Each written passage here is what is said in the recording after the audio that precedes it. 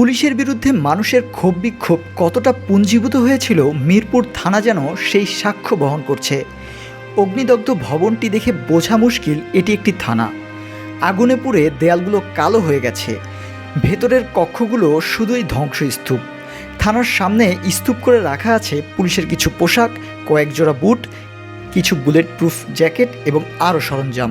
সব কিছুই অর্ধেকের মতো পোড়া, ব্যবহারের উপযুক্ত নয়। একযোগে সব থানা ফেলে পুলিশ সদস্যদের পালিয়ে যাবার ঘটনা অতীতে বাংলাদেশে আর কখনো দেখা যায়নি।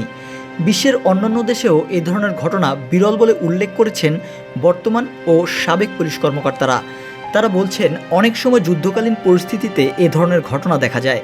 পুলিশের জন্য এমন পরিস্থিতি তৈরি হলো কেন, সেটি একটি বড় প্রশ্ন। পুলিশের বিরুদ্ধে ক্ষোভ নিয়ে অবগত আছেন ঊর্ধ্বতন কর্মকর্তারাও। নাম প্রকাশে অনিচ্ছুক পুলিশের একজন ঊর্ধ্বতন কর্মকর্তা বিসিবি বাংলাকে বলেন, পুলিশের বিরুদ্ধে চরম অনাস্থা তৈরি হয়েছে 2012 সাল থেকে, যখন পুলিশ ব্যাপক শক্তি প্রয়োগ করা শুরু করে। তিনি স্বীকার করেন, পুলিশের আচরণগত সমস্যার কারণেও মানুষের মধ্যে ব্যাপক ক্ষোভের সঞ্চার হয়েছে। এর সব কিছুর বহিঃপ্রকাশ হয়েছে একসাথে।